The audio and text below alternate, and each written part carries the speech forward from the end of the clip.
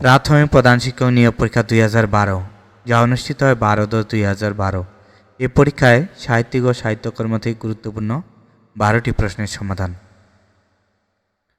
সুবচন নির্বাসনে নাটকটির রচয়িতা কে?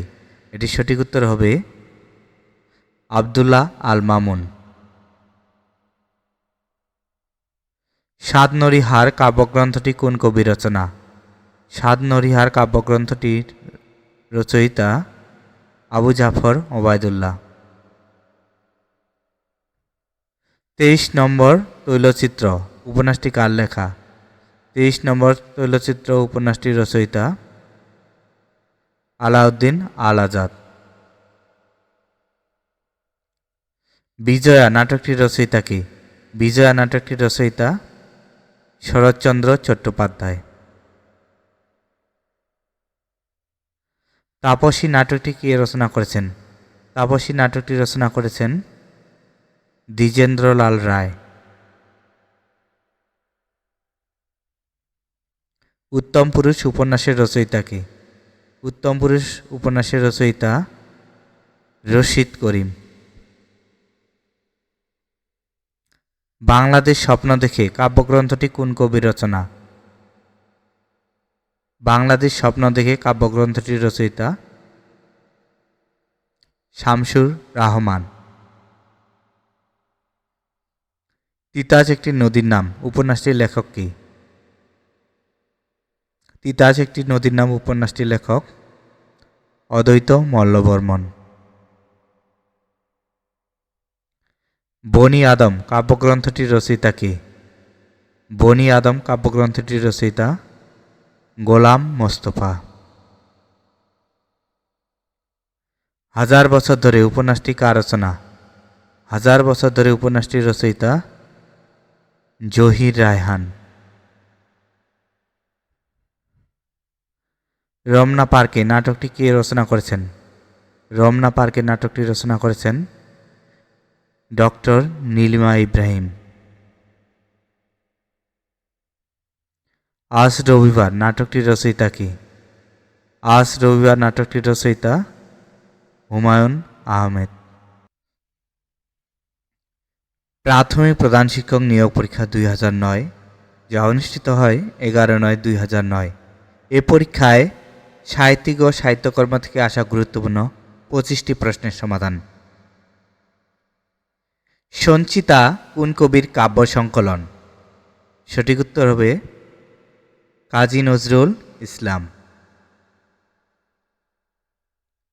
গৃহদাহ উপন্যাসটির রচয়িতা কে? গৃহদাহ উপন্যাসটির রচয়িতা শরৎচন্দ্র চট্টোপাধ্যায়। কৃতদাসের হাসি উপন্যাসটির রচয়িতা কে? কৃতদাসের হাসি উপন্যাসটির রচয়িতা শওকত ওসমান। মানচিত্র নাটকটির রচয়িতা কে?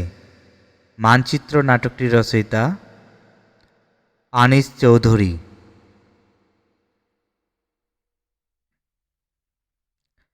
পায়ের আওয়াজ পাওয়া যায় নাটকটির রচয়িতা কে? পায়ের আওয়াজ পাওয়া যায় নাটকটির রচয়িতা সৈয়দ শামসুল হক। বিসর্জন নাটকটির রচয়িতা কে? বিসর্জন নাটকটির রচয়িতা রবীন্দ্রনাথ ঠাকুর। বাংলাদেশের একজন প্রখ্যাত নাট্যকার। এটির সঠিক উত্তর হবে মামুনুর রশিদ। সূর্য দিগল বাড়ি উপন্যাসটি কার লেখা? সূর্য দিগল বাড়ি উপন্যাসটির লেখক আবু ইসহাক। হাসুলি বাকের উপকথা উপন্যাসটি কার লেখা? হাসুলি বাকের উপকথা উপন্যাসটির লেখক তারাশঙ্কর বন্দ্যোপাধ্যায়। দারিদ্র কবিতাটি নজরুল ইসলামের কোন কাব্যের অন্তর্ভুক্ত? দারিদ্র কবিতাটি নজরুল ইসলামের সিন্ধু হিন্দল কাব্যগ্রন্থের অন্তর্ভুক্ত।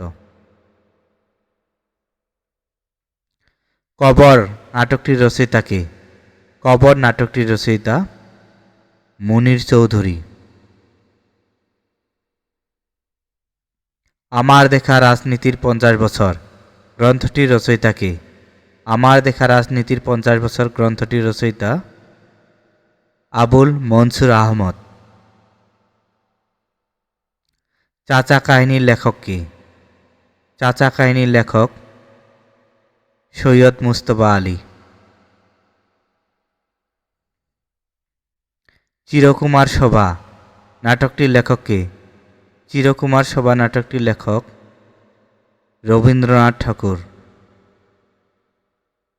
তারাবাই নাটকটির লেখক কে? তারাবাই নাটকটির লেখক দ্বিজেন্দ্রলাল রায়।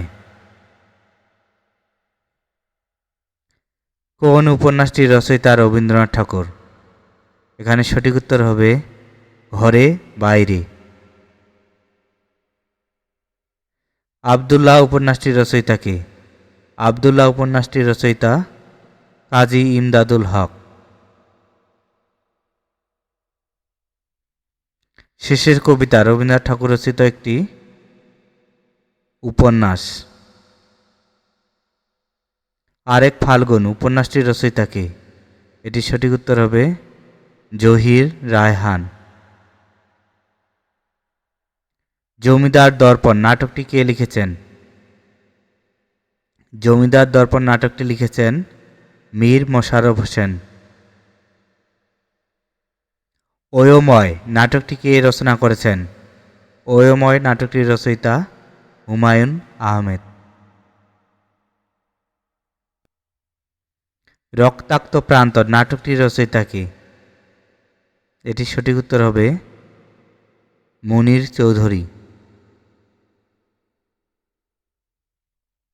ওরা কদম আলী নাটকটি কে লিখেছেন? সঠিক উত্তর হবে মামুনুর রশিদ। পদ্মরাগ গ্রন্থটির রচয়িতা কে? পদ্মরাগ গ্রন্থটির রচয়িতা রোকেয়া সাখাওয়াত হোসেন। পথের দাবি শরৎচন্দ্র চট্টোপাধ্যায় রচিত একটি উপন্যাস। এতক্ষণ ধৈর্য নিয়ে ভিডিওটি দেখার জন্য ধন্যবাদ।